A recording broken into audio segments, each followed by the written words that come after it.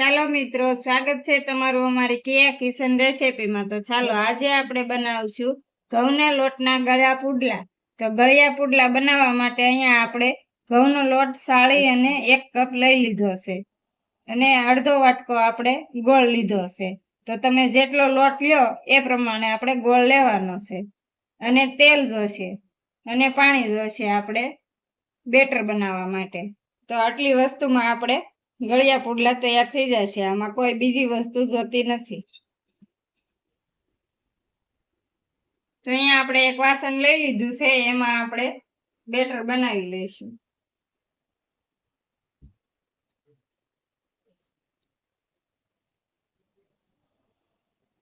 તો આ રીતે આપણે પાણી વાળી સમસી કરીએ તો ગોળ આપણી સમસીમાં સોટી ના રહે અને સહેલાઈથી અલગ પડી જાય આ રીતે।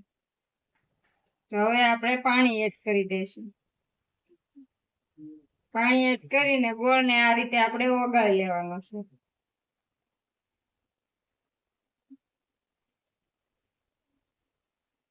ગોળનું પાણી બની જાય પછી આપણે લોટ એડ કરવાનો છે। તો ગોળનું પાણી આપણે બની ગયું છે, હવે આપણે એક વાસણમાં ગાળી લઈશું।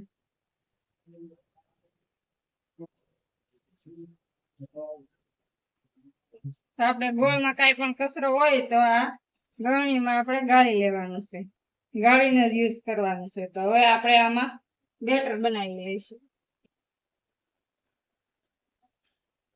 આ રીતે થોડો થોડો એડ કરતા જઈશું લોટ અને સમસીની મદદથી હલાવતા રહીશું।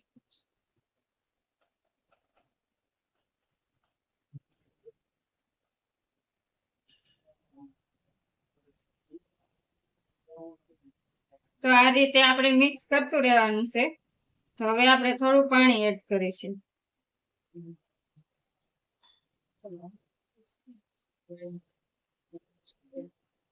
તો આ રીતે આપણે મિક્સ કરી લઈશું।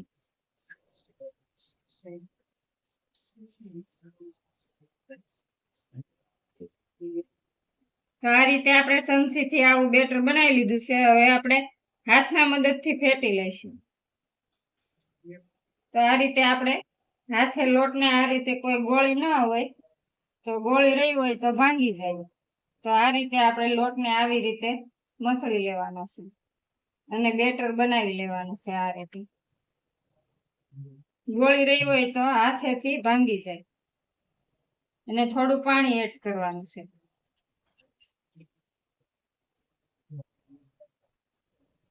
આ રીતે આપણે ફેટી લઈશું।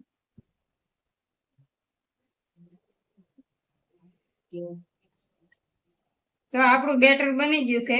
તો આવું આપણે રાખવાનું છે, બહુ જાડું નહીં અને બહુ પાતળું નહીં, એ રીતનું આપણે રાખવાનું છે।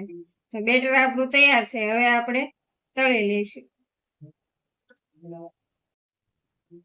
તો તળવા માટે અહીંયા આપણે લોઢી મૂકી દીધી છે ગરમ થવા। તો લોઢીમાં આપણે તળી લઈશું।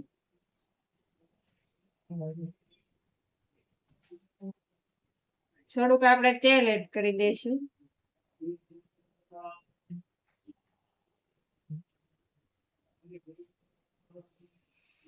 એક ચમચો આપણે બેટર એડ કરી દઈશું।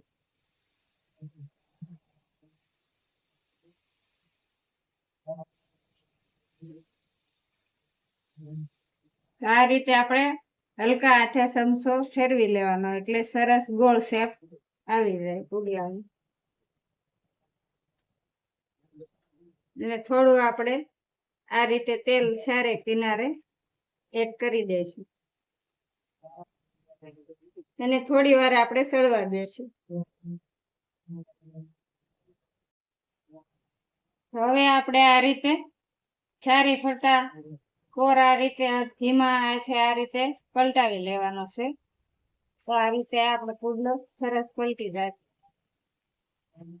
તો બીજી સાઈડ પણ આપણે થોડી વાર સળવા દઈશું। તો બીજી સાઈડ પણ આપણે સરસ સડી ગયો છે। તો આ રીતે આપણે બધા પુડલા તૈયાર કરી લઈશું।